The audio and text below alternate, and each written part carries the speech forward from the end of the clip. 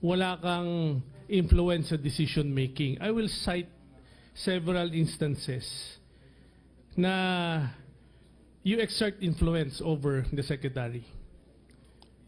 Ano tawag sa iyo ng mga bodyguard ni secretary? Minsan, boss. Boss. Ibig sabihin, they recognize na may authority ka. Opo, sir. Ano ang tawag niya sa iyo Sino po? ni Secretary de Lima? Pag dalawa lang po kami, sir, sa bahay, love talaga. O anong tawag mo sa kanya? Love din. So, parehong love. Opo. Sino ang naglagay kay Director Ragus at nag-recommend na maging Bucor o IC siya? Ang naglagay si ma'am, pero ako lang ang nag-recommend kay ma'am. O dahil sa rekomendasyon mo. Yes, sir. Sino ang naglagay kay Bukayo Si ma'am din po. para siya, at sino ang nag-recommend? Ako po. Ikaw rin. Yung desisyon mo na sa Baguio kayo magkita ni Kerwin, di ba na-mention mo kanina? Yes, sir. Na, at bakit sa Baguio? Sinabi mo kanina dahil mainit, medyo mainit. Yes, sir. Sabi ko, kung gusto mo, ma'am, sa Baguio tayo. Pwede yun, sabi nga. Anong ibig mong sabihin medyo mainit? Kaya doon kayo sa Baguio. Parang mainit, marami ng mata. So, parang ganun. Parang... Oh, importante yun kasi akala ko mainit dito kaya doon kayo sa Baguio magpapalamig. So ibig sabihin, marami ng mata. Parang ganun, sir. Para sabihin mong maraming mata, may alam ka. Parang na-realize ko na, sir, na parang hindi na ito tama. Puro ano na lang ito, sabi ko. Kaya sabi ko, marami ng mata. So na-realize mo na hindi na tama, pero pinursige mo na doon magkita at i-deliver yung pera. Kasi yun ang utos niya, sir. Yun ang utos. Simusunod lang po ako. Oh, pero ikaw nagdesisyon kung saang lugar at anong oras. Nag-suggest lang po. Si ma'am din ang nag-decision na doon sa Baguio. Hindi kasi ikaw nag-suggest, di ba? Dahil nga mainit na. Opo. Huwag mo nang baguhin kasi sinabi mo na eh. Opo. Ibig sabihin, meron kang idea kung sino si Kerwin Espinosa. Opo, meron na po, sir. Nung huling pangalawang bigayan, yun nga po, nagpakilala na kaming dalawa. O may idea ka na kung anong negosyo niya? Wala pa po talaga. Wala talaga. Opo. Kasi mainit na sa mata tapos sinasabi mo, wala kang idea kung anong negosyo niya. Yes, sir. Nanghihinala lang po ako. Nanghihinala ka pero tinuloy mo pa rin tanggapin yung pera. Opo, sir. Sa ganong karaming pera, hindi ka naghinala na ano ang negosyo niya? Hindi po. Kasi nga, buong alam ko, isa yung sinasabi niya na engineer. Kaya inuulit ko yung mga sinabi mo kanina, yung mga inconsistencies mo na hindi ka panipaniwala na wala kang impluensya. Kasi pagdating sa mga usap-usapan sa DOJ, ikaw ang nilalapitan. Pagdating sa Bucor, yung mga paglipat, ikaw rin ang nilalapitan. So I can cite several instances, as I mentioned earlier, na ikaw mismo ang nag-recommend at nasunod ka. And then you're saying, wala kang influence kay Secretary de Lima. Pag mga ganun lang siguro, so pinagbibigyan lang naman niya ako siguro. Pinagbibigyan ka niya dahil sa pagmamahal. Parang ganun siguro, sir. So ngayon, tinalikuran mo siya. Pagtatalikod ba yan o... kasi kung babasahin ko yung sinumpaang salaysay mo, wala akong nakikitang material facts na unang-una, nahuli ka, di ba? Opo. So wala kang intention mag-testify. Wala po, sir. So ibig sabihin may tinatago ka. Wala po. O bakit ka magtatago kung wala kang... Bakit hindi ka sumurrender o bakit hindi ka nag-testify kung wala kang tinatago? Kasi nga po, doon sa sinabi niya na magtago ka lang, So sinunod mo siya. sinunod ko po siya. So ibig sabihin meron ka pa rin relasyon sa kanya. Doon lang po ako, parang, ibig ko sabihin, sir, wala na po. Yung pinaniwalaan ko lang po siya, sir, dahil magtago ka lang. Siyempre, isa lang akong maliit na tao, siya kaya, yun lang ang pinagbasihan ko sa, niya, sir. Okay, let me remind you, di ba kahapon, tinanong ka, ano ang masasabi mo at mensahe mo kay Secretary De Lima? Ang sabi mo, I quote, magpakatatag siya. Labanan niya yung binabato sa kanya. Yes, sir. Ano ba to? Out of care? Out of love? O inaasar mo siya? Lahat na yun, sir. Sama-sama na dun. Sama-sama na. Opo. Kasi hindi klaro, sabi mo, di ba, wagas. Tapos wala kang influence, pero yung ending mo, meron pa ring, ano ba to? Little care o taga-alala ka sa kanya? Hindi po. So talagang tinalikuran mo na siya. Opo, sir. So, Mr. Chairman, based on the questions that I asked the witness and the several instances that I've cited, the inconsistencies, I find the statement of Diane incredible, far-fetched, sometimes spectacular na eh. And to the DOJ, I probably ask them to probably reconsider yung making him a part of the witness protection program unless and until he will tell us the real truth and his participation, kasi he admitted receiving money from Kerwin. With that amount of money, he is still denying that he knows that Kerwin is involved in drugs, which is incredible. And decided to go to Baguio dahil mainit na sa mata kung hindi niya alam kung ano ang negosyo ni Kerwin at ano si Kerwin dito sa drug trade sa NBP. That's all, Mr. Chairman. Thank you.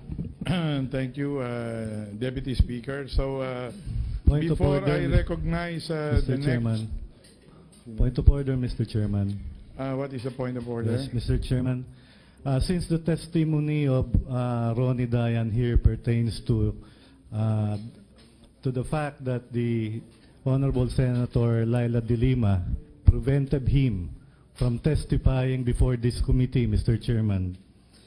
And in the interest of fair play, let us hear first Senator De Lima. I move that a show cause order be issued by this committee to Senator Laila De Lima why she should not be cited in contempt, Your Honor. So move, Your Honor.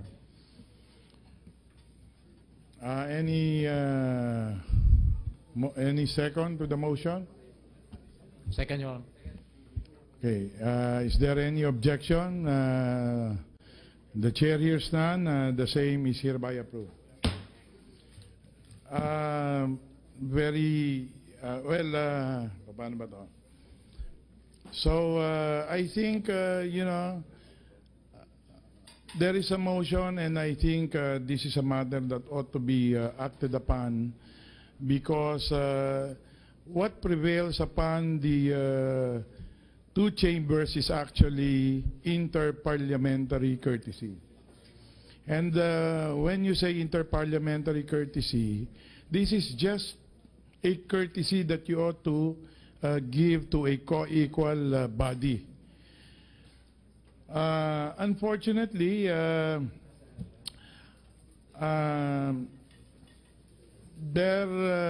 was really something that there was discourtesy in the fact that perhaps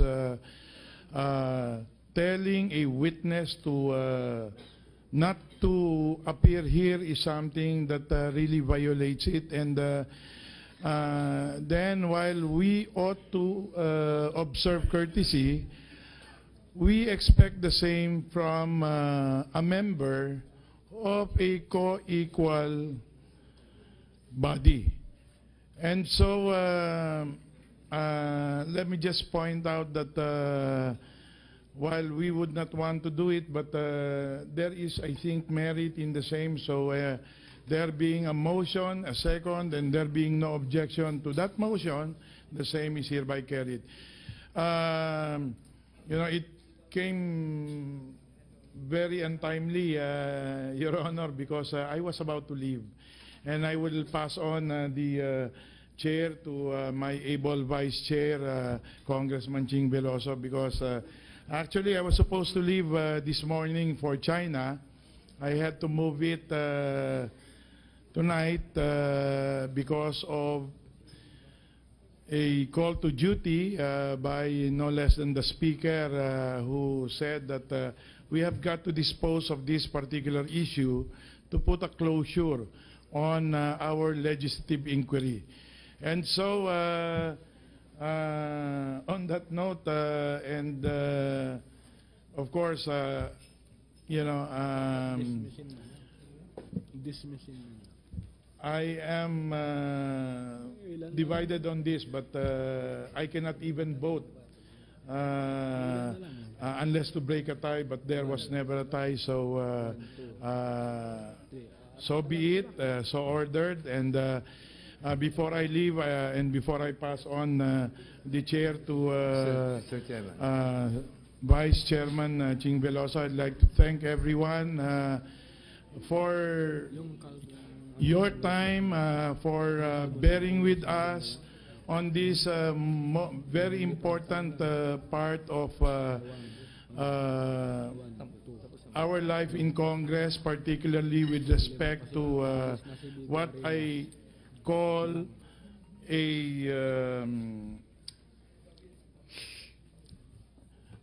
a matter that is really beyond us, because we have already moved forward. We have already gone towards already tackling legislative measures, and yet we have to go back to deal with this important matter, because we found the act of Ronnie Dayan in snubbing this committee and this institution an affront to the institution called Congress. And likewise, even to a certain extent, the continuing snub of Senator De Lima, to my appreciation now, is, I think, also an affront to a co-equal chamber, which is the House of Representatives. So on that note, I'd like to again thank everyone, especially the members who have stayed behind and really participated all throughout. But of course, pasensya na po dun sa mga resource persons na hindi po nakapagsalita or hindi namin natanong ngayon or walang masyadong participation, because we really wanted to focus on Ronnie Dayan, and we would really want to complete this task today, not because I'm leaving, but because we have to finish this unfinished business, and then at the same time we have to serve notice to the whole world that we mean business when we do our jobs as representatives of the people in the House of the People. So maraming salamat po, and now I pass on the chair to Congressman Ching Veloso. Thank you.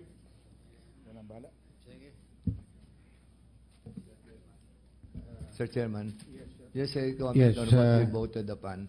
Well, I think the House and the members of this committee should have no second thoughts about what we voted upon, because if we allow this incident to happen, it will be a very bad precedent, wherein people could encourage our resource persons not to go to upon our invitation. It would be a very, very bad precedent, and so I think we should have no second thoughts about what we voted upon, Mr. Chairman. Your Honor, that's noted. So the next is sino? Okay. Sumatawil. Tapos na siya. Next to interpolate is the Honorable Batawil. Mr. Chair, earlier I manifested for the uh,